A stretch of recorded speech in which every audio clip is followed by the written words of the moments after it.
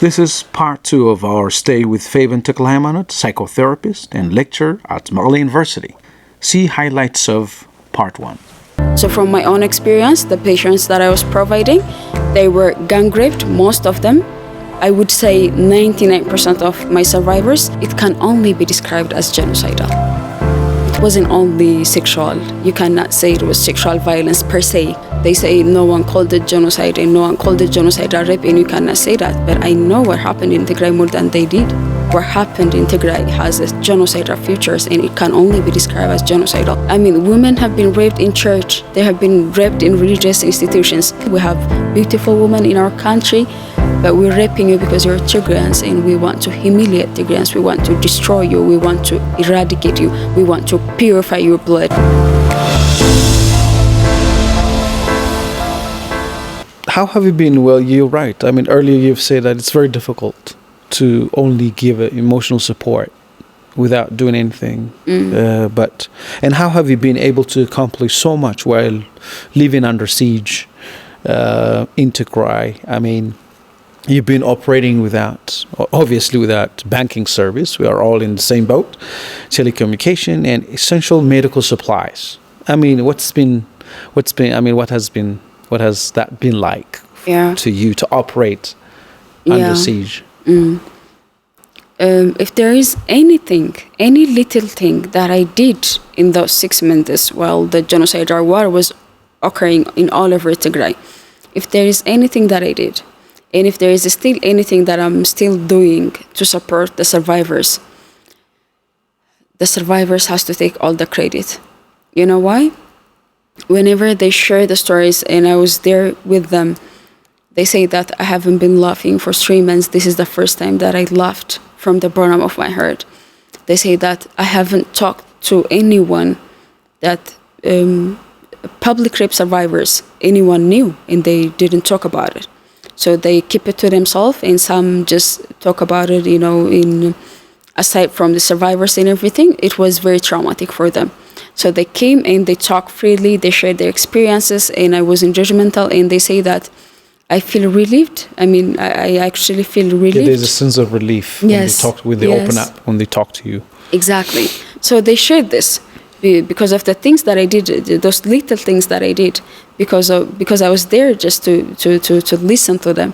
They say that this is the first time that I laughed in 3 months. This is the first time that I feel relieved. I mean, I feel relief that I talk in the first session, that means.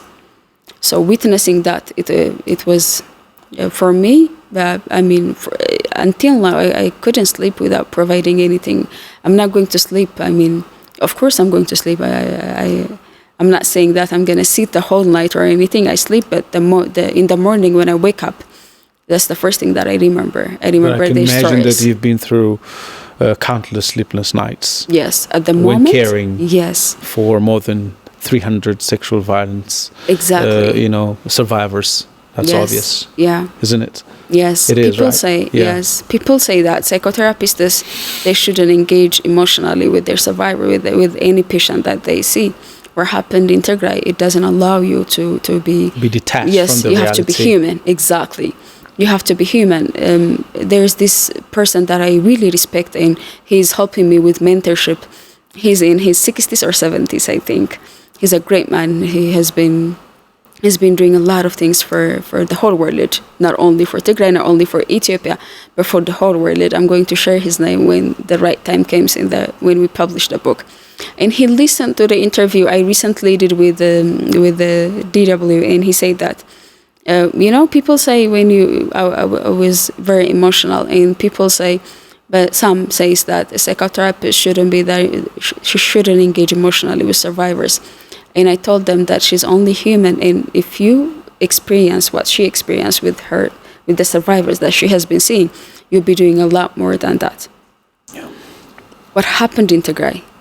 It changed everything. I mean, you cannot say this is not scientific, this is not right or anything. No. You provide what you can do.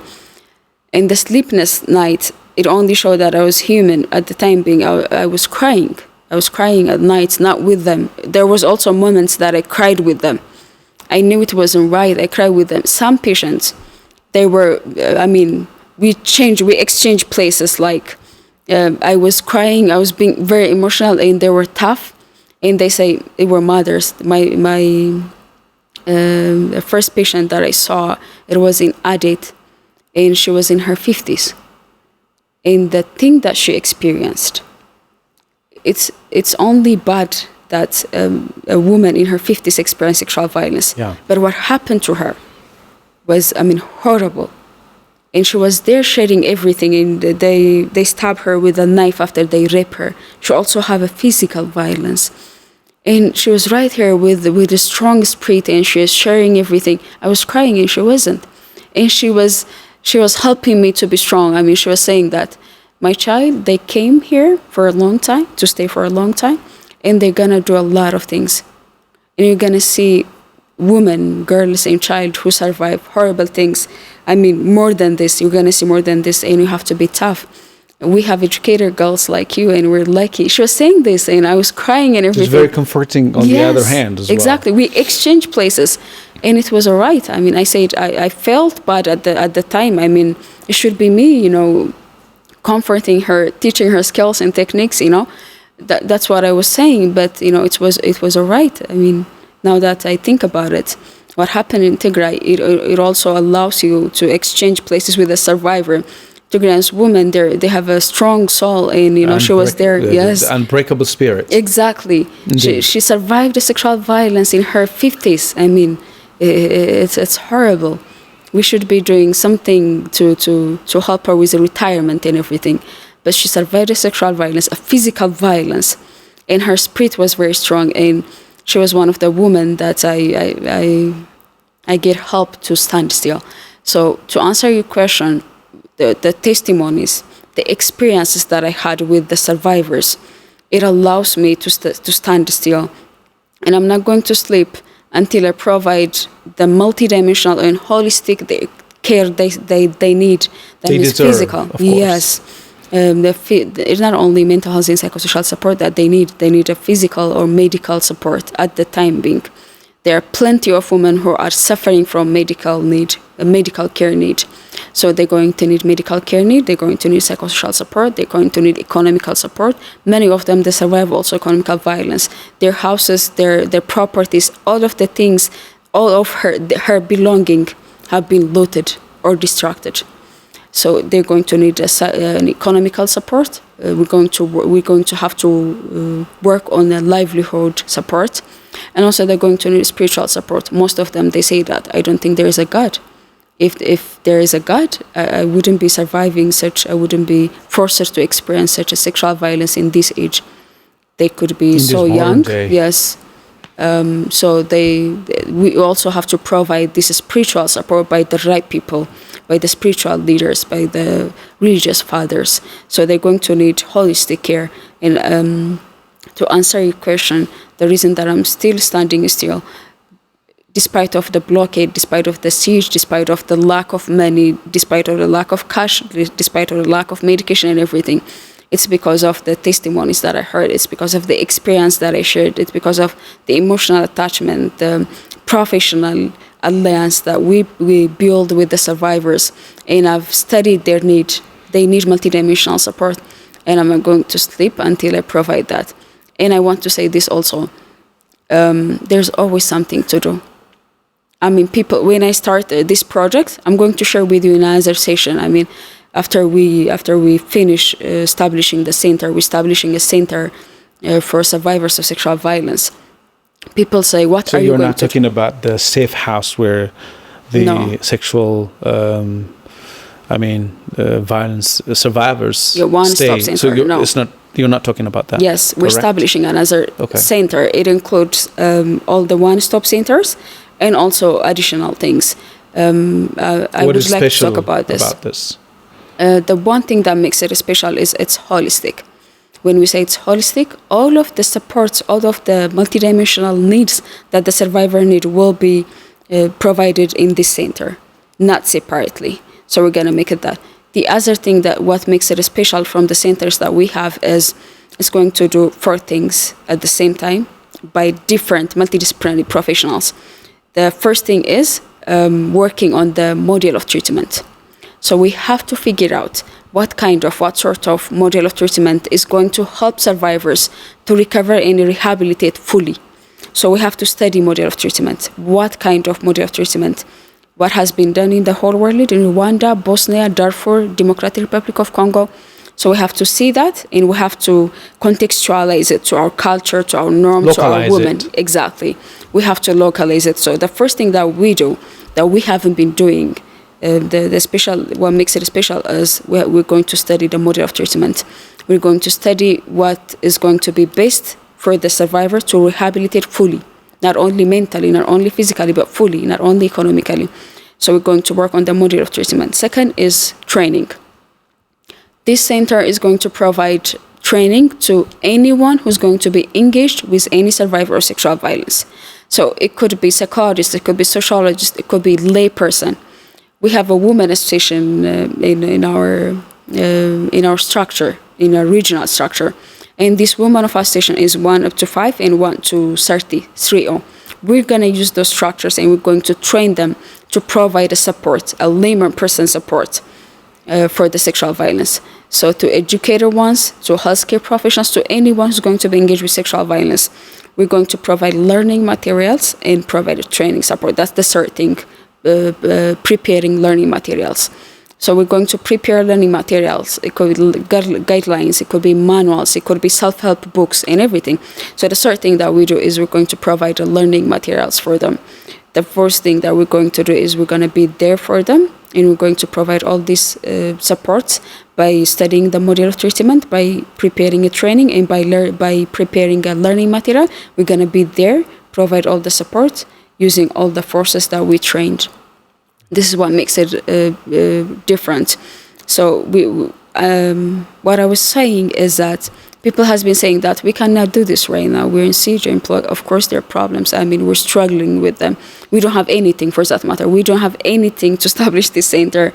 But what I want to say is there's always something to do. For example, I wrote 2 books, and it has been translated into, and we're going to have 5 books at the end when we finish.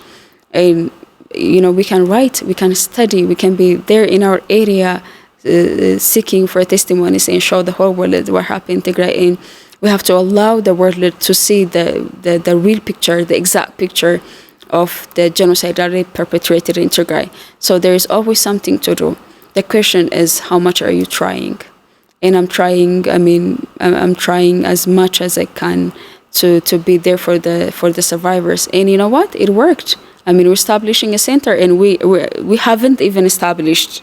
We're in the process, and we're having implementing partners, international angels.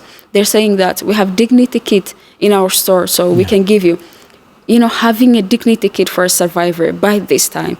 Like the economic situation. It's the most precious exactly thing having it's not small thing to do. So this international angel, they say that we haven't even established the center yet, but they say we have 3,000 dignity kit. You can take it and you can provide that. We don't have cash, but we can do this. We have professionals who can work on training. So if there is any way that we have the cash, until we have the cash, let's work on the training materials and everything. There's always something to do. The real question is, how much are you trying? And we're doing this, and I'm doing this, and I'm standing still and being strong and, fighting for them, advocating for them, establishing center for them, working on projects and everything because of them, because of the experience that I had in those 6 months. All the credit has to go to all the survivors who survived sexual violence in Tigray. Great. Hope this will be realized soon. And I think my next question is a bit different. Just I wanted to relate one story. In 2018, Peace Prize laureate Dr. Denis Mukwege treated more than 50,000 victims of conflict-related of sexual violence in the Democratic Republic of Congo. Yeah, that's true. Believe in performing reconstructive surgery on patients, ranging from only few months old to over 80 years old. But you were sharing, I think the max was 75 years old. Yeah. And at what scale would you like to be able to perform your operations?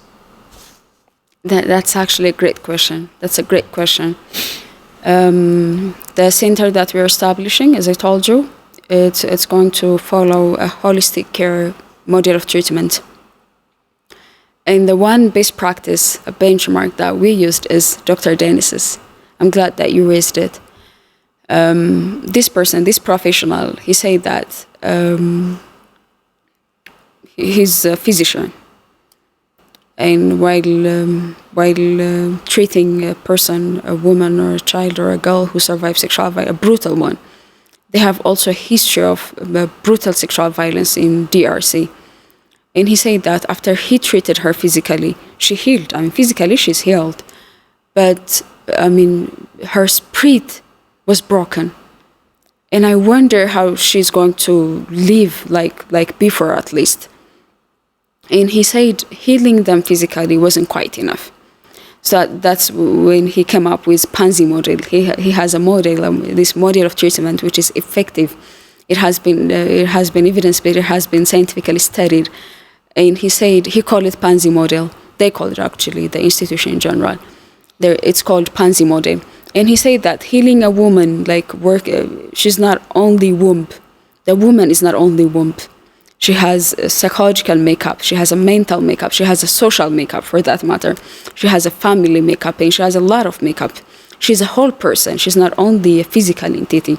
So he said that we have to also work in other dimensions. So he has been studying. He said that the first thing we have to do is that after her physical, her physical health, he said that there's a psychological health, there is a mental health. We also have to work that. He said that the economic also aspect. She has a family that she has to treat, and if you just heal her physically and go back, she's going to go back and see her children starve. She's not healed. We're not helping her in any recovery or any rehabilitation. So he said that there's also an economy. He said that there's a spiritual, there's also a legal entity. If you provide physical, psychological, economical, and spiritual support, and she didn't get any legal, support, justice should be served. Exactly. The justice has to be served. And he said that it has to be a combination of these supports totally. So he developed this Pansy model. And as you said, he treated thousands of women, girls, and children in Democratic Republic of Congo. He's also working in other states now, other than DRC.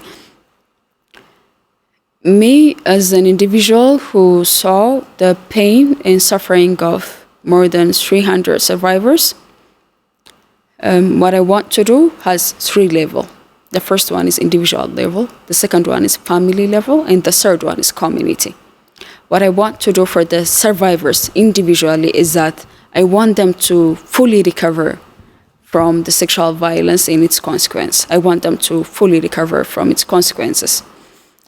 So I want to I want to have this project. It could be a center that we're working on.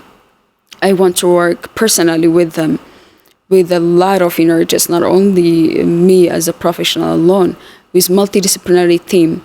I want to provide a physical and medical care. I want to provide psychosocial support. I want to provide economic support. I want to provide spiritual. And then I want to have all the documentation for legal support.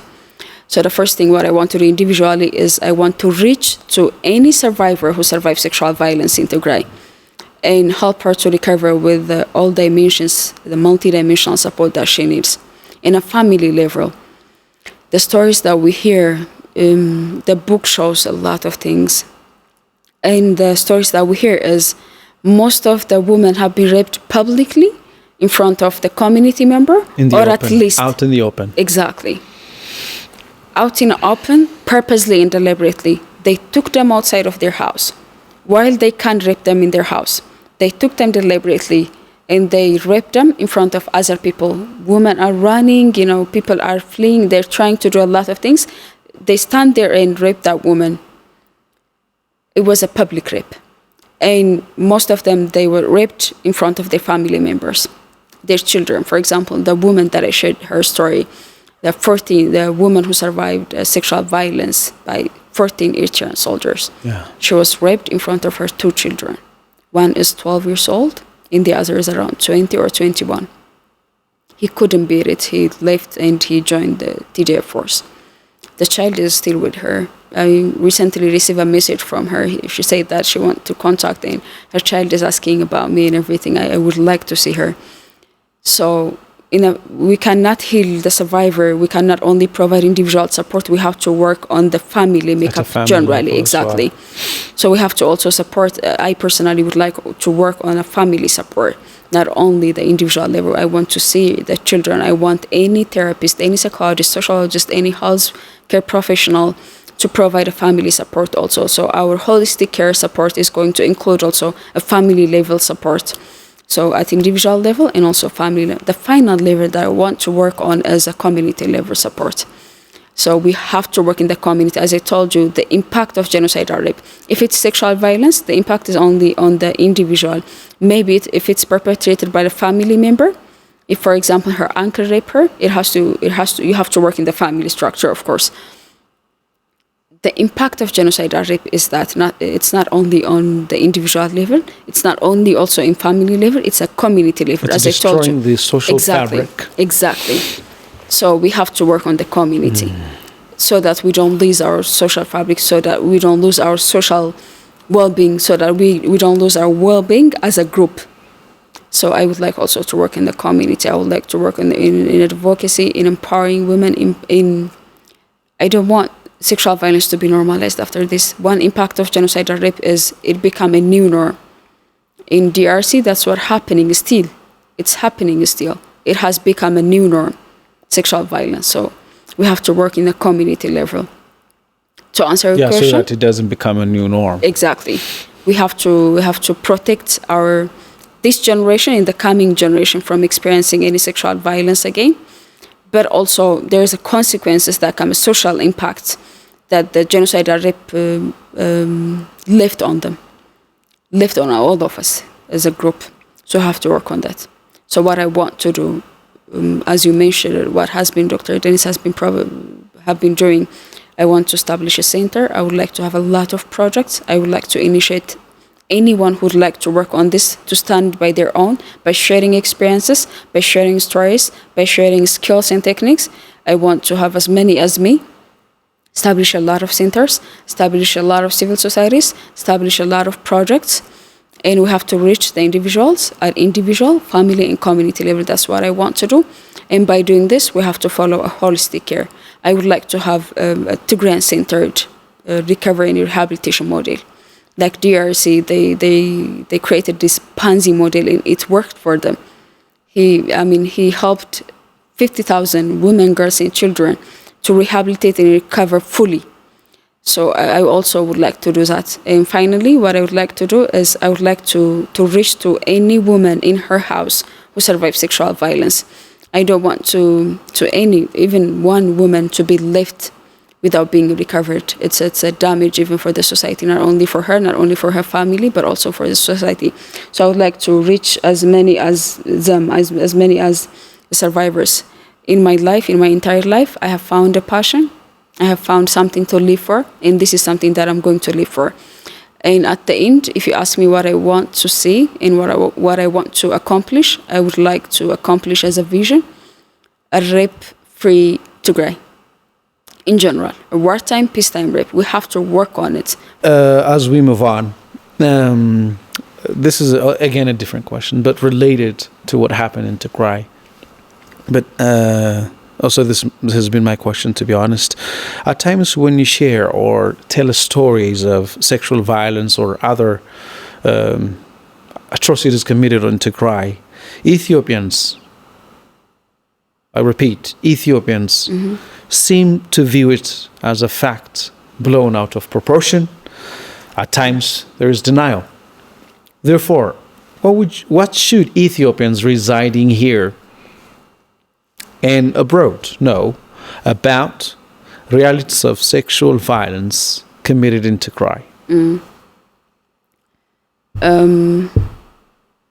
It's really sad we have been living for thousands of years together. And I personally, I don't want any woman, any girl or child to experience sexual violence. When I read about DRC, Dr. Dennis's experience, it actually hurts. I feel the pain of the survivors. They're not Ethiopians, they're not Tigrayans. They're just women, girls, and children. No one should be experiencing that experience. So I feel their pain, I empathize. I expect more from Ethiopians. When you're, it shouldn't be borders, that should tie us together. Shouldn't be borders, there should be something that we have to share. The first thing that we have to share is I have to feel your pain. For starter, if there is any chance that I have to stop from the things that cause you pain and suffering, if there is anything that I can do to stop it, I should. You shouldn't be suffering. You shouldn't be surviving any violence, any sexual violence, any physical violence, any torture, any killing, or anything. So, as Ethiopian, if there's anything that I could do, I have to. It's a very sad news. Exactly. And as human beings, we should all share this. Exactly. But what went wrong there? I just want to know about that. Why people cannot accept this or deny it or ignore it? Yes. The first thing is it has been happened. What happened in Tigray? The genocidal rape that has been perpetrated in Tigrayan women, girls, and children. It was perpetrated by Ethiopian forces, Amhara forces, and forces who have been invited by them, and Eritrean forces. So accepting this happened by our own force. Most of the Ethiopians, they supported. I don't know, we cannot scale it in a percent or something. Most of the Ethiopians, they supported when their forces were coming. They were providing a lot of support, a lot of, like, emotionally, psychologically, of course, but materially. They have been supporting them and accepting the truth that what we say, they might not send them to do this, but after they did what they did, accepting that the forces that we sent, supporting physically, psychologically, materially, to accept the truth that the forces that we sent, the forces that we invited, have been doing this. It's a hard truth to swallow. I think it's a very hard truth to swallow. It's a very bitter pill. Yes, exactly. Indeed. So I think there are big challenges to accept that the forces that they sent, they supported with full support. Even religious leaders and religious fathers have been blessing them to come. Yes, exactly. Yes. So to accept the truth, the hard truth, that our religious leaders blessed and saint had perpetrated such, it's not even animalistic. No any creature in the whole world that perpetrated such an act. So to accept the hard truth that what we have been sending to Tigray, the forces, what we have been inviting outside, perpetrated such a horrible thing that the world even didn't experience before. To accept this truth, to swallow it, it's a very hard experience. I think they're being challenged. And my final question, of course, aside from showing concerns, or the international community has been quite passive in taking concrete action to resolve the problems faced by survivors here in Tigray. So going forward, what is expected of every stakeholder, be it the international community, the government, or relevant experts, to help alleviate the trauma that sexually assaulted women and girls are faced with here in Tigray? I still believe that we have hope. We have hope. That means that there are some people who who helps me not to give up on them, not to give up on Ethiopians. They share the pain more than anyone. They actually feel the pain when I share them the experience, my experience. That means. So we have to put it out in different languages to anyone in the whole world to learn about it, to know about it, what happened in Tigray. This is the second thing.